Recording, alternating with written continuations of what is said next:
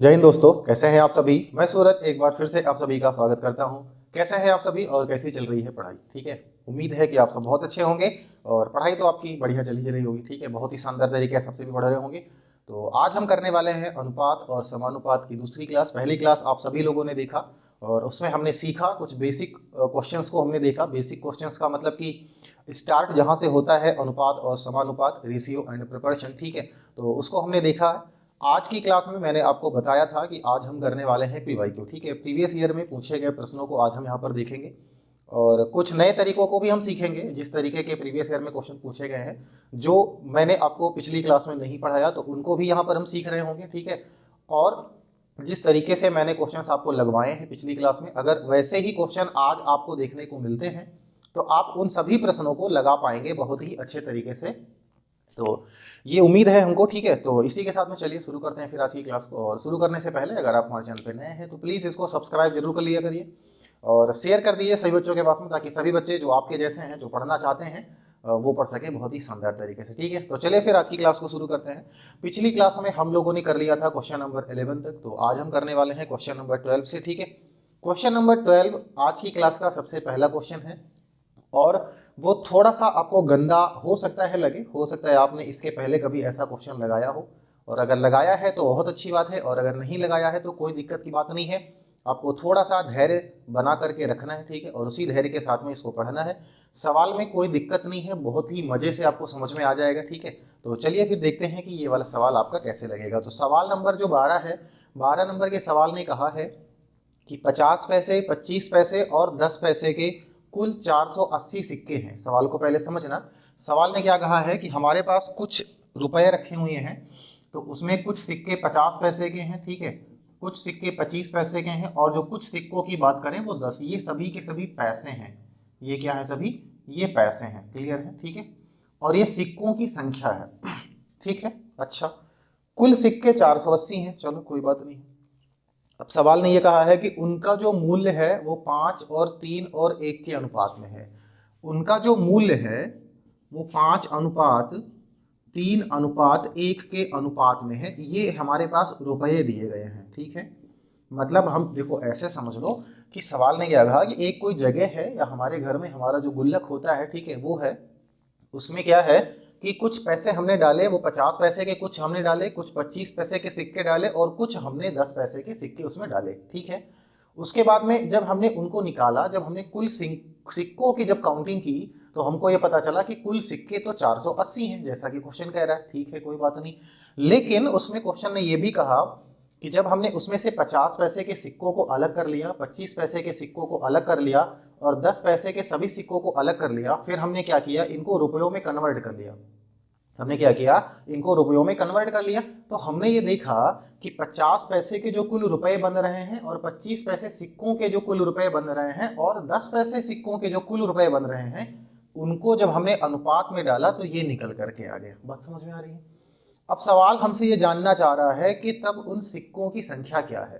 ठीक है, हमें नहीं पता कि 50 पैसे के कुल कितने सिक्के हैं, 25 पैसे के कुल कितने सिक्के हैं, और 10 पैसे के कुल कितने सिक्के यहाँ पर हैं। क्या ये बातें समझ में आ रही हैं। ठीक है, अच्छा, अब हम इसको कैसे लगाएंगे तो वो बात हम समझते हैं। एक बात सिंपल से मुझे बता दो, जो ये चीज दी गई है ना, ये तो रुपये हैं। ये क्या है, रुपए हैं। ये जो 50 पैसे, 25 पैसे और 10 पैसे दिए गए हैं, इनको अगर हम 100 से भाग कर देते हैं तो ये सब क्या हो जाएंगे, रुपए बन जाएंगे। तो एक बार इनको हम फिर से भाग करके यहाँ पर लिख लेते हैं सिक्कों की संख्या को। ठीक है, जो सिक्के हैं, जो पैसे हमको दिए गए हैं, ठीक है, सिक्कों की संख्या तो हम निकालेंगे। तो ये जो रुपए हमको दिए गए हैं ना, कि कौन कौन से सिक्के हैं उसमें, ठीक है, तो वो जो सिक्के हैं तो हम इनको, ये अगर हम इसको 100 से भाग कर देते हैं तो 0.5 हो जाएगा। ठीक है, मतलब 50 पैसे का मतलब क्या होता है, आधा रुपया। 25 पैसे का मतलब क्या हो जाता है, 0.25 रुपया। और 10 पैसे का मतलब हो जाता है 0.10 रुपए। ये बात समझ में आ गई। सर जी ये आपने क्यों लिखा, तो देखो मैंने क्या किया, ये जो पैसे दिए गए थे इनको हमने रुपया बना लिया। ठीक है, बन गया रुपया। अब एक काम करेंगे, मुझे एक बात बताओ, जैसे मान लो हमारे पास 2 रुपए हैं, और ये जो 2 रुपए हैं ये सभी 50-50 पैसे के मिला करके हैं। तो अगर हम ये बात करें कि कुल कितने सिक्के हैं, तो हम एक काम ना करें, इनको हम 50 पैसे से भाग कर देते हैं। किससे भाग कर देते हैं, 50 पैसे से। तो कितना आ जाएगा, 4 आ जाएगा। तो हम कह सकते हैं सर जी 4 सिक्के रहे होंगे। भाई सिंपल सी बात ऐसे समझ लो कि हमारे पास अगर 5 रुपए हैं और इसमें सभी सिक्के 1-1 रुपए के हैं तो कुल कितने सिक्के हो जाएंगे, तो आप कहोगे सर 5 सिक्के हो जाएंगे। ये बात समझ में आ रही है। अगर हम ये कहें कि हमारे पास 10 रुपए हैं और सभी सिक्के 2-2 रुपए के हैं तो 2 से इसको भाग कर दो, यानी कि वो सिक्का जितने रुपए का है उससे कुल कितना रुपया है अगर उसको डिवाइड कर दो तो जो भी रिजल्ट आता है ये सिक्कों की संख्या बताता है। ये क्या बताता है? सिक्कों की संख्या बताता है। क्या ये बात समझ में आ रही है? ठीक है, वो क्या बताता है? सिक्कों की संख्या। ठीक है, अच्छा तो अब हम आगे क्या करने वाले हैं समझते हैं। तो देखो ये जो 5, 3 और 1 दिया गया है, ये जो हमें 5, 3, 1 दिया गया है ये तो रुपए दिए गए हैं ना, उनके रुपयों का अनुपात दिया गया है कि 5 रुपए थे, 50-50 पैसे के सिक्कों को जब मिलाया तो 5 रुपए हो गए, 25 पैसे के सिक्कों को मिलाया तो 3 रुपया हो गया और 10 पैसे के सिक्कों को मिलाया तो कितना हो गया? 1 रुपया हो गया। ये बात समझ में आ गई? अच्छा अगर हम इनसे इनको भाग कर दें, ऊपर वाले को इनसे अगर हम भाग कर दें, यहाँ पर डिवाइड कर दें, तो जो हमें मिलेगा वो सिक्कों की संख्या मिलेगी। वो क्या मिलेगी? सिक्कों की संख्या में। ये सिक्कों की संख्या नहीं है, ये कौन से रुपए के सिक्के हैं वो बात है। ठीक है, तो अगर हम सिक्कों का अनुपात देखें, ठीक है, किसका अनुपात देखें हम? सिक्कों का अनुपात अगर हम यहाँ पर देखें तो हमें मिल जाएगा। अगर हम इनको डिवाइड कर दें तो कैसे डिवाइड करेंगे ये बात हम समझते हैं। ठीक है, तो यहाँ पर हम आपको थोड़ा सा समझा देते हैं कि कैसे हम इनको डिवाइड कर सकते हैं। सिंपल सी बात है, देखो 5 को हमें डिवाइड करना है 0.5 से, और 0.5 का मतलब 1/2 होता है तो 2 ऊपर चला जाएगा। इसको डिवाइड करेंगे तो ये कितना मिल जाएगा? 10। ठीक है, 3 को जब हम 25 से डिवाइड करेंगे तो 25 का मतलब होता है 1/4। भाई नीचे क्या करोगे? नीचे इसके 100 बना लोगे, 2 डिजिट के बाद में दशमलव है, 25 चौके 100, तो ये 4 ऊपर चला जाएगा तो ये कितना हो जाएगा? तो ये हो जाएगा 12। ठीक है, और फिर यहाँ पर अगर 10 का मतलब क्या होता है? 1/10 हो जाएगा। भाई नीचे 100 तो 10 एक कम 10, ऐसे 10/100 होगा ना, तो 10 एक कम 10 10 100, तो ये हो जाएगा 1/10, और इसके ऊपर एक है ये वाला यहाँ चला जाएगा तो ये कितना हो जाएगा? 10 हो जाएगा। ये बात समझ में आ गई? ये क्या है? ये सिक्कों का अनुपात है। ठीक है, अच्छा अब ये सिक्कों का अनुपात है, मतलब हम ये कह सकते हैं कि 5 रुपए के 10 सिक्के थे, 50 पैसे के 10 सिक्के थे, 25 पैसे के 12 सिक्के थे और 10 पैसे के 10 सिक्के थे। ठीक है, तो कुल कितने सिक्के हो जाएंगे? तो हम कह सकते हैं सर 10, 10, 20, 10, 30 और 2 32 सिक्के कुल हो जाएंगे मेरे हिसाब से। लेकिन सवाल ने कहा कि 480 सिक्के थे। कितने सिक्के थे? 480 सिक्के थे। तो इनको हम हल करके देख लेते हैं। ठीक है, 16 दूना कितना हो जाएगा? 32, और 16 3 48, 30, 2 से इसको काट दो तो कितना आएगा? 15। तो एक की वैल्यू कितनी आ गई?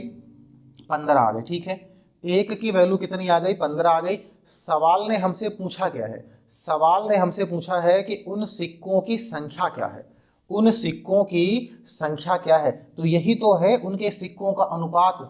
ठीक है, यही तो है उनके सिक्कों का अनुपात। एक यूनिट की वैल्यू अगर 15 है तो 10 की वैल्यू कितनी हो जाएगी? 150। ठीक है, इसको अगर हम गुणा करा दें 15 से, इसको अगर हम गुणा करा देते हैं 15 से, तो 15 12 में कितना होता है? 180 होता है, और ये कितना हो जाएगा? ये भी हो जाएगा 150। ठीक है, अगर हम इसको गुणा करा देते हैं 15 से तो 150, 180 और 150, अगर ये कहीं आपको ऑप्शन में दिख रहा है तो वही आपका बिल्कुल सही जवाब हो जाएगा। तो हम कह सकते हैं कि सर हमारा ऑप्शन सी बिल्कुल सही हो जाएगा इस प्रश्न के लिए। ठीक है, थोड़ा सा टाइम लगा, और वो टाइम इसलिए लगा क्योंकि ये तरीका, ये क्वेश्चन मुझे आपको समझाना था। ठीक है, अब आप इसको समझ गए हैं तो अगला जो प्रश्न आएगा उसको लगाने में कोई दिक्कत नहीं होगी।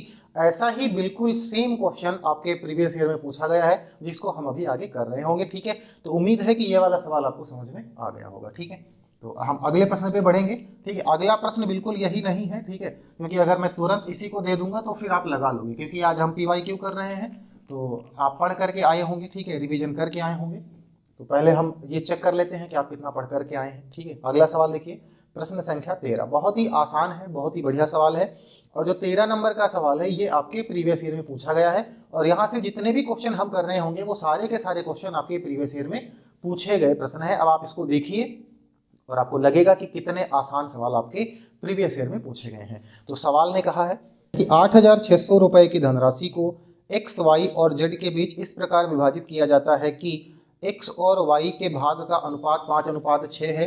सवाल ने कहा है कि x और y, ठीक है, x और y के भाग का जो अनुपात है वो 5:6 है। ठीक है, अच्छा फिर उसने क्या कहा, और y और z के भाग का अनुपात 4:7 है। ठीक है, y और z के बीच का जो अनुपात है वो 4:7 दिया है। ठीक है, फिर सवाल ने हमसे पूछा है कि y और z के बीच अंतर कितना है। तो अंतर हम बाद में बताएंगे, सबसे पहले काम करते हैं, काम वो ये करते हैं कि x, y और z इन तीनों का अनुपात निकालते हैं। कैसे निकलेगा, देखो y दोनों में है, यहाँ भी है यहाँ भी है, इनको बराबर होना पड़ेगा। यहाँ पर y की वैल्यू 6, यहाँ पर 4, इनको एक बराबर बनाओ, क्योंकि y वहाँ y यही है तो वो दोनों चीजें एक ही होंगी ना। इसको अगर 2 से गुणा करा देंगे 12 हो जाएगा, इसको अगर 3 से गुणा करा देंगे ये 12 हो जाएगा, ये बराबर हो जाएगा। ठीक है, अनुपात ना बिगड़े इसलिए अगर हमने 2 से यहाँ गुणा कराया है तो 2 से यहाँ भी गुणा करा देंगे, यहाँ अगर 3 से गुणा कराया तो 3 से यहाँ भी गुणा करा देंगे। अब x, y और z कितना हो जाएगा, देखो x हो जाएगा 5 दूनी 10, ठीक है, y कितना हो जाएगा, तो y हो जाएगा 6 दूनी 12, क्लियर है, और z कितना हो जाएगा, तो z हो जाएगा 7 त्रिक 21। ठीक, इनको जोड़ो पहले। क्यों जोड़ेंगे हम इनको, क्योंकि यही तो वो पैसे हैं जो इन तीनों लोगों को मिले हैं मेरे हिसाब से। लेकिन सवाल ने कहा है कि 8,600 रुपए तीनों लोगों में बटे थे। ठीक है, इनको जोड़ते हैं तो 20, 10 30 और 10 40 और 2 और 1 3 43 हो जाएगा।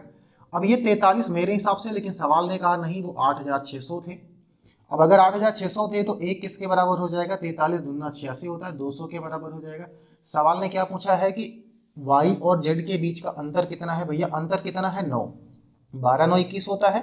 अगर एक बराबर है 200 के तो 9 किसके बराबर होगा, अगर इसको हम 200 से गुणा करा देते हैं तो कितना आ जाएगा, ये 1800 आएगा। ठीक है, और बात करें अगर हम 1800 की तो ये ऑप्शन डी में देखने को हमको मिलेगा, इसलिए ऑप्शन डी 13 नंबर सवाल का बिल्कुल सही जवाब हो जाएगा।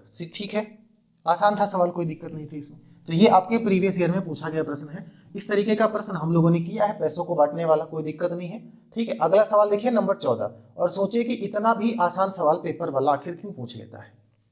नंबर 14 देखिए, सवाल ने कहा है कि यदि x अनुपात y 5:8 है, यानी x का और y का जो अनुपात है वो 5:8 दिया गया है। ठीक है, तो 4x - 3y, सवाल ने क्या पूछा है 4x का 3y, ठीक है, और इसका अनुपात 4x - 7y, 4x का 7y, इसके साथ में सवाल ने कहा है अनुपात बताओ या इसका मान क्या होगा। कोई दिक्कत की बात नहीं, x की वैल्यू कितनी भैया 5 है, रख दो, ये 4 गुणे 5 माइनस का 3 गुणे 8, ठीक है, और इधर भी रख दो, तो ये 4 गुणे x की वैल्यू 5 माइनस का 7 और y की वैल्यू कितनी है 8, ये 5 चौके 20 हो जाएगा और ये माइनस का 24, ठीक है, ये हो जाएगा 20 और माइनस का 8 से कितना हो जाएगा 56, इसको घटा दो, यहाँ से कितना आएगा, ये माइनस का 4 आएगा, 56 में से अगर ये 20 घट जाएगा ना तो कितना बचेगा भैया, ये माइनस का 36,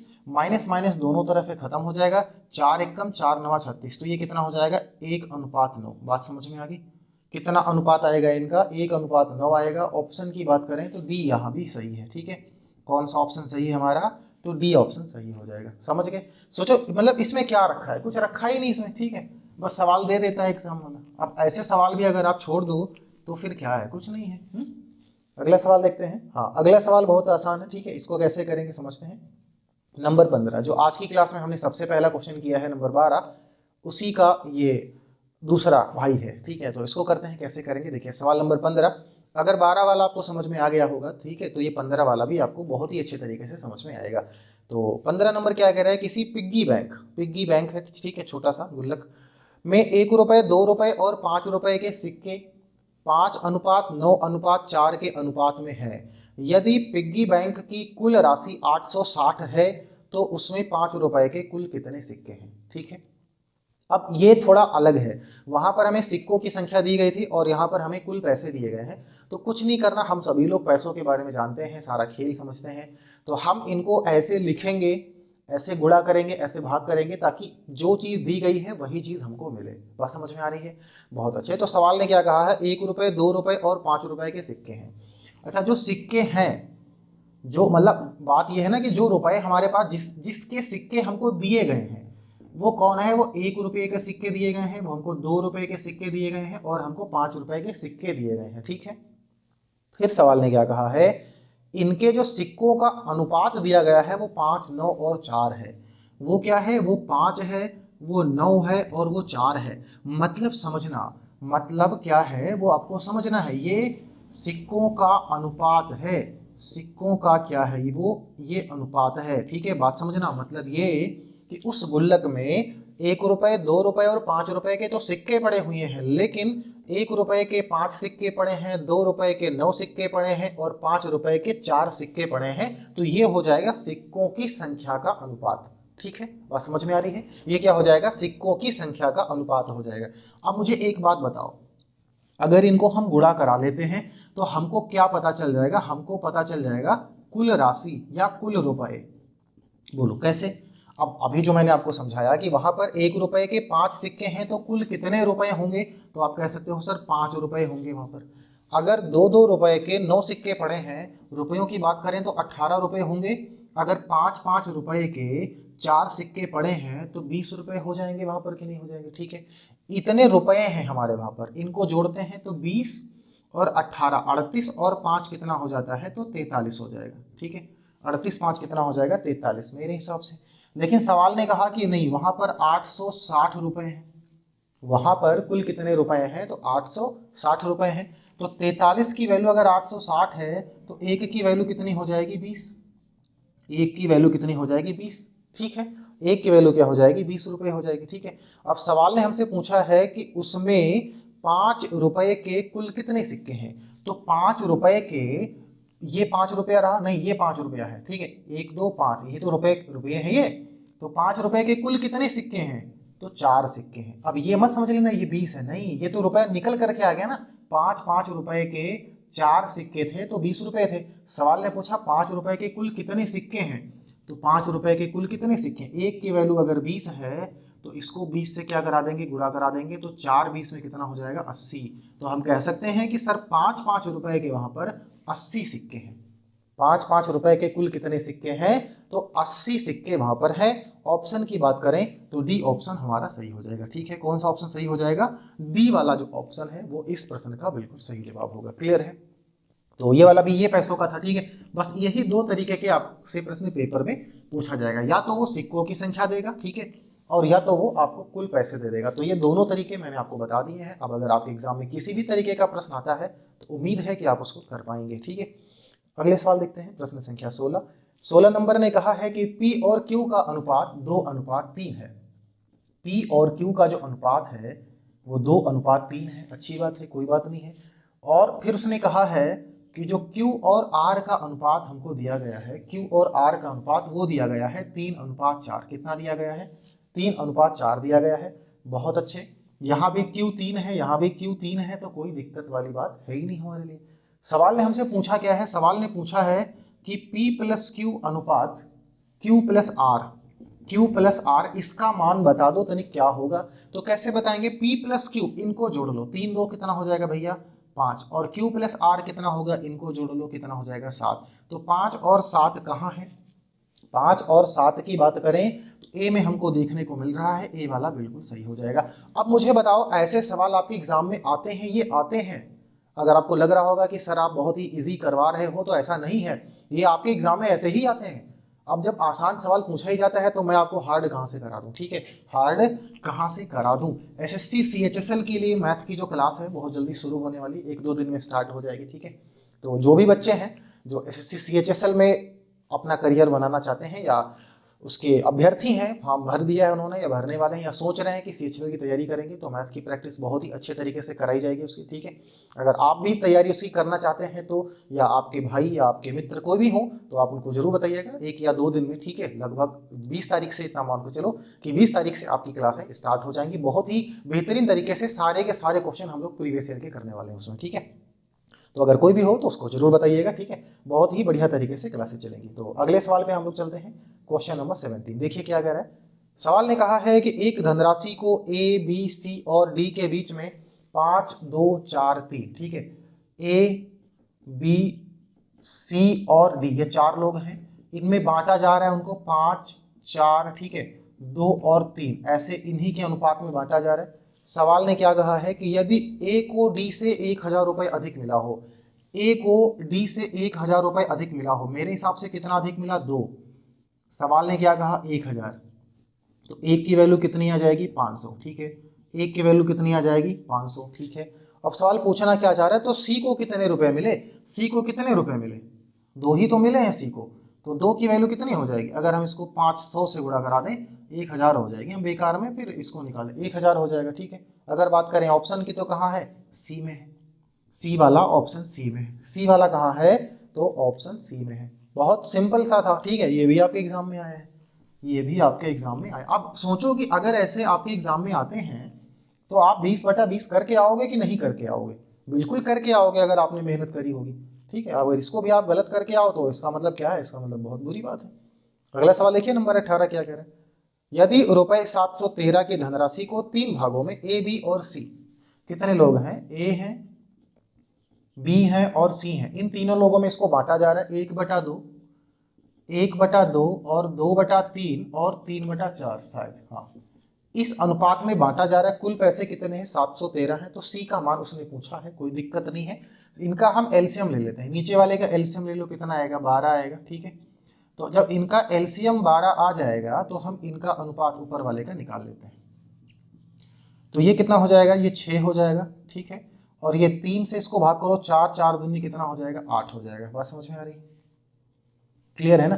देखो क्या कैसे निकलता है, ये चीज कैसे निकलता है, हमने क्या मान लिया, नीचे वाले का जो पूरा एलसीएम है वो 12 हो गया। ठीक है, इसके हर से इसको भाग करो, तो 2 से इसको भाग किया 12 को कितना है 6, 6 से ऊपर वाले को गुणा कर दो 6 हो गया। ठीक है, 3 से इसको भाग करो कितना आएगा 4, 4 से ऊपर वाले को गुणा कर दो कितना हो जाएगा 8, इस 4 से इसको भाग करो आएगा 3, 3 से अंश को गुणा कर दो कितना हो जाएगा 3 3 का 9। तो हम ये कह सकते हैं इनका जो एलसीएम होगा, एलसीएम ठीक है वो कितना हो जाएगा 12। अच्छा ये 6 8 और 9 ये ए बी और सी का अनुपात हो गया, इनको जोड़ लेते हैं जरा कितना होगा, तो 9 8 17 और 6 कितना हो जाता है 23, ये कितना हो जाएगा 23 मेरे हिसाब से। लेकिन सवाल ने क्या कहा है, सवाल ने तो हमसे ये कहा है कि 713 रुपए की धनराशि है, ये कितने रुपए की धनराशि है, 713 रुपए की धनराशि है। ठीक है, और सवाल ने हमसे पूछा क्या है, सवाल ने हमसे ये पूछा है कि सी का मान बताओ। अच्छा एक चीज और है, चाहे तो हम इनको निकालें, मैं यहां से निकाल के तो आपको बताऊंगा। एक तरीका और है, सी को कुल कितने रुपए मिले हुए हैं 9। ठीक है, मतलब कि यहाँ पर जो भी हमारे पास ऑप्शन है उसमें से जो भी सी वाला सही होगा वो 9 से कटेगा जरूर, यानी 9 से वो डिविजिबल होगा। तो अगर यहाँ पर एक ऑप्शन ऐसा कोई मिल जाए कि वो 9 से कट रहा हो बाकी नहीं कट रहा है तो वही आंसर हो जाएगा, ये करने की जरूरत नहीं है। ठीक है, एक बार चेक करके देखते हैं। पहला ऑप्शन 9 2 11 नहीं कटेगा, दूसरा ऑप्शन 7 2 9 ये हो सकता है, और भी चेक कर लेते हैं। तो सी वाला जो ऑप्शन है वो भी 9 और 7 2 9, यानी 2 ऑप्शन मिल गए 9 से कटने वाले, तो हमको ये करना पड़ेगा, अगर नहीं होता तो नहीं करते। ठीक है, बहुत ही बेहतरीन तरीके से निकाला था। अब देखते हैं क्या होगा, 23 से इसको काटो, 23 एक कम कितना हो जाएगा 23, 23 तिया कितना होता है 69 होता है। ठीक है, 69 कितना बचेगा 2 23 हो जाएगा, 23 एक कम 23, एक की वैल्यू कितनी आ गई 31, तो 9 की वैल्यू हम निकालते हैं कितना आएगा, अगर 31 से गुणा करा लें तो 9 एक कम कितना हो जाएगा 9 और 9 तरीक कितना हो जाएगा 27, 279, और 279 कहाँ पर है, तो 279 जो है वो सी में हमको मिल रहा है, कहाँ मिल रहा है, सी में हमको मिल रहा है। ठीक है, तो सी वाला जो ऑप्शन है वो क्या हो जाएगा, बिल्कुल सही हो जाएगा, सी ऑप्शन क्या हो जाएगा हमारा, बिल्कुल सही हो जाएगा। क्लियर है, बात समझ में आ रही ना, सी वाला ऑप्शन बिल्कुल सही हो जाएगा। बहुत अच्छे, तो इसी के साथ में हम बढ़ते हैं अपने अगले सवाल को, और अगला सवाल देखते हैं कि कैसे वो लगने वाला है। तो सवाल नंबर 19 देखिए कैसे लगेगा, ये बहुत ही बढ़िया है, और ये मैं आपको ऐसे क्वेश्चन करवा चुका हूँ। ठीक है, कल के क्लास में हमने ऐसे प्रश्न किए हुए हैं, तो आपको कोई दिक्कत नहीं होगी। 19 नंबर कह रहा है 51 x 72 और 96। देखो उसने क्या कहा, उसने कहा 51 x 72 और 96, ये 72 है। ठीक है, ये सभी समानुपात में है, तो अब जो उन्होंने पूछा है समानुपात में है, तो उन्होंने हमसे पूछा है 2x + 8 और x + 13 इनके मध्यानुपाती निकालो। ठीक है, तो इनके बीच वाला हमको निकालना है, वो तो हम निकाल देंगे कैसे, जब हमको x की वैल्यू पता चलेगी, और x की वैल्यू कहाँ से निकालेंगे, यहाँ से। ठीक है, तो मैं इसको अभी हटा देता हूँ, क्यों, क्योंकि सबसे पहले हमको x की वैल्यू चाहिए। यहाँ पर सवाल ने क्या कहा, ये सभी समानुपात में है, मतलब इनका जो अनुपात है वही इनका अनुपात है। ये बात समझ में आ रही, तो हम जानते हैं कि यहाँ पर बाह्य पदों का गुणनफल अंदर वाले के बराबर होता है, तो 72 का अगर हम x से गुणा कराते हैं तो ये बराबर हो जाएगा 51 × 96 के, बोलो हो जाएगा। ठीक है, अब इनको हम थोड़ा सा हल करते हैं, कैसे, 8 से इसको काट दो तो कितना हो जाएगा 8 9 72, और ये हो जाएगा 51, और 8 से हम इसको काटते हैं। ठीक है, तो 12 ठीक कितना होता है 96, यहाँ पर आएगा 12। ठीक है, इसको हम 3 से काटते हैं, तो 3 त्रिक का कितना हो जाएगा 9, और 3 चौके हो जाएगा 12, और ये जो 3 और है इसको काट दो, ये कितना हो जाएगा 17। तो यहाँ पर बचेगा x और 17 गुणे 4, तो x की वैल्यू कितनी आ जाएगी 68। x की वैल्यू कितनी आ जाएगी 68 आ जाएगी। क्या ये बात समझ में आ गई? अच्छी बात है। अब जो इन्होंने हमको दिया है, इन्होंने हमको क्या दिया हुआ है 2x + 8, एक तो इन्होंने ये दिया हमको, और एक इन्होंने हमको दिया हुआ है x + 13। सबसे पहले इनकी वैल्यू निकालते हैं। तो 68 को यहाँ पर रख दो, ठीक है। तो ये हो जाएगा 2 गुणे 68 और प्लस का 8, ठीक है। एक तो संख्या ये हो जाएगी और एक हमारी संख्या ये हो जाएगी 68 + 13। क्लियर है? इनको गुणा करा लो, कितना हो जाएगा 2 8 16, 2 6 12 और 1 13, 136 + 8 ये हो जाएगा। और इनको जोड़ लेते हैं, तो 8 3 11, 6 7 और ये कितना हो जाएगा 8। ये हमारे पास हो जाएगा 81। अब ब्रैकेट काहे का लगाना, ये 81 हो जाएगा। और ये कितना आ जाएगा भैया 136 और 8 144, कितना हो जाएगा ये 144 हो जाएगा। और ये कितना हो जाएगा 81। अब सवाल ने क्या पूछा कि इनके बीच वाली संख्या बताओ, यानी मध्यानुपाती हमको निकालना है। अब मैंने आपको तरीका बताया था कि मध्यानुपाती किसके बराबर होता है, फिर भी अगर नहीं समझ में आ रहा है तो कोई दिक्कत की बात नहीं, हम मान लेते हैं इनके जो बीच वाला अंक है वो a होगा। तो हम ये कह सकते हैं 144 और a का जो अनुपात होगा वही होगा a का 81 के साथ में। क्या ऐसे हम लिख सकते हैं भाई, मध्यानुपाती बीच में ऐसे होगा, तो इनका गुणनफल इनके के बराबर होगा। तो a गुणा a कितना हो जाएगा a², और ये होगा 144 गुणा 81। अब इसको लगाने के लिए चाहो तो आप कैलकुलेशन बहुत बड़ा कर लो। कैसे भाई, पहले इनको गुणा करोगे फिर उसका वर्गमूल निकालोगे तब a² की वैल्यू आएगी। या हम एक तरीका कर सकते हैं, सर ये 12 का स्क्वायर और ये 9 का स्क्वायर, ठीक है। तो a की वैल्यू हो जाएगी 12 गुणा 9, और ये बराबर होता है 12 9 108, ठीक है। तो 108 क्या हो जाएगा हमारा आंसर, हो जाएगा मध्यानुपाती हो जाएगा, ठीक है। तो 19 नंबर की अगर बात करें तो ऑप्शन बी है, और बी वाला बिल्कुल सही हो जाएगा। क्लियर है? बी वाला क्या हो जाएगा, बिल्कुल सही हो जाएगा, ठीक है। शानदार सवाल था। ये मत कहना सर ये बड़ा है, ठीक है।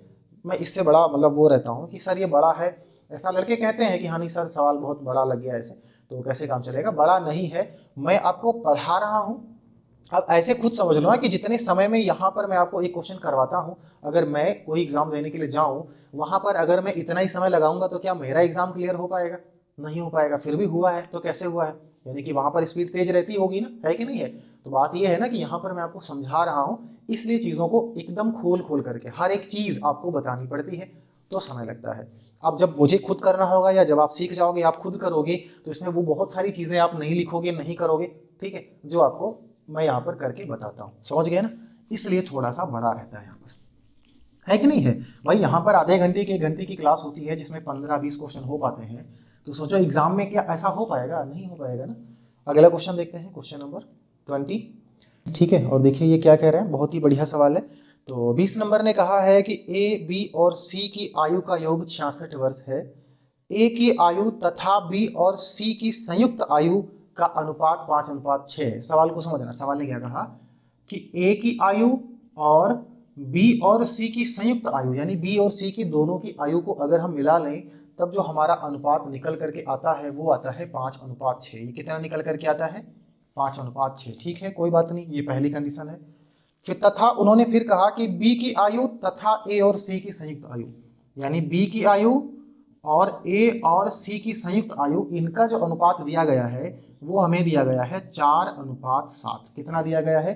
4:7 दिया गया है। सवाल ने कहा है सी की आयु ज्ञात करो। सबसे अच्छी बात यहाँ पर एक बात हम बताएं, अगर इन तीनों को जोड़ो तो a + b + c आएगा ना, और वो कुल कितना हो जाएगा 11। अगर यहाँ पर हम जोड़ें तो ये कुल कितना हो रहा है 11, यानी ये बात सही है, यानी अनुपात जो हमें दिया गया है बहुत ही अच्छे तरीके से दिया गया है, ठीक है। अब सवाल ने क्या कहा? सवाल ने ये कहा है कि कुल जो योग है वो 66 है, तो 11 ही तो 66 के बराबर है, तो सोचो एक किसके बराबर हो जाएगा? एक बराबर हो जाएगा 6 के। बात समझ में आ गई? सवाल ने क्या कहा? सी की आयु बताओ। सी की आयु हम कैसे बता पाएंगे? सी की जो आयु है वो हम कैसे बता पाएंगे? देखो तीनों की आयु कितनी है? 11 है। अब 11 में से अगर हम देखो, यहाँ पर ए की आयु सेपरेट हमको पता है, यहाँ पर हमको बी की आयु सेपरेट पता है। अगर हमें सी की आयु चाहिए तो सी की आयु का मतलब हो जाएगा a + b + c, और इसमें से अगर हम a + b को घटा दें तो कुल तीनों लोगों की अगर हम आयु की बात करें तो कितनी है? 11 है कि नहीं है? और a + b को घटा दें। अब कहोगे सर a + b हमें पता नहीं, हमें पता है। देखो a कितना है? 5 है, और b कितना है? 4 है, तो a + b कितना हो जाएगा? 9 हो जाएगा। तो 11 में से अगर हम 9 घटा देते हैं तो कितना बचेगा? 2। एक की वैल्यू अगर 6 है तो 2 की वैल्यू कितनी हो जाएगी, अगर इसको हम 6 से गुणा करा देते हैं तो ये हो जाएगा 12 वर्ष। तो हम कह सकते हैं कि जो सी की आयु है वो कितनी है, 12 वर्ष है। अगर हम बात करें ऑप्शन की, तो ये ऑप्शन हमारा जो बी वाला है वो बिल्कुल सही हो जाएगा। ठीक है, ऑप्शन बी क्या हो जाएगा हमारा, बिल्कुल सही हो जाएगा। ठीक है, तो आज की क्लास कैसी लगी, आज हम बस इतने ही क्वेश्चन करेंगे, बाकी अभी भी हमारे पास और क्वेश्चन है जिनको हम करेंगे अगली क्लास में। ठीक है, एक क्लास और होगी और उसके बाद में हमारा जो अनुपात और समानुपात है, रेशियो एंड प्रोपोर्शन, वो क्या हो जाएगा, समाप्त हो जाएगा। और उसके बाद में हम लोग करेंगे कोई दूसरा, ठीक है, जो मैंने आपसे कहा था, टाइम, स्पीड एंड डिस्टेंस, समय, दूरी, ठीक है, समय, दूरी और चाल। तो ये चीज़ हम लोग कर रहे होंगे अनुपात और समानुपात को खत्म करने के बाद में। तो कल ये खत्म हो जाएगा, उसके बाद में हम करेंगे अगला चैप्टर। तो आज की क्लास कैसी लगी, उम्मीद है कि सारे क्वेश्चन आपको समझ में आए होंगे। ठीक है, अगर कोई कमी रह गई हो तो कमेंट करके जरूर बताइएगा कि सर ये वाला क्वेश्चन समझ में नहीं आया, या सर ये चीज़ सुधार की आवश्यकता है। ठीक है, आपकी जो भी क्वेरी होगी, ठीक है, जो भी आपको समस्या होगी उसका निराकरण जरूर किया जाएगा। तो मिलते हैं कल की क्लास में बेहतरीन प्रश्नों के साथ में। तब तक के लिए मस्त रहिए, जबरदस्त रहिए, अपना ख्याल रखिए, अपने परिवार वालों का ख्याल रखिए और बहुत ही अच्छे तरीके से पढ़ते रहिए। अपने दिमाग में वो जुनून को पाल के रखिए कि नौकरी आपका सपना है और अपने सपनों को पूरा करना है, किसी भी कीमत पर आपको वो वर्दी मिलनी ही चाहिए। ठीक है, उसके लिए कितनी भी मेहनत करनी पड़े वो आप करेंगे। तब तक के लिए मस्त रहिए, मिलते हैं अगली क्लास में।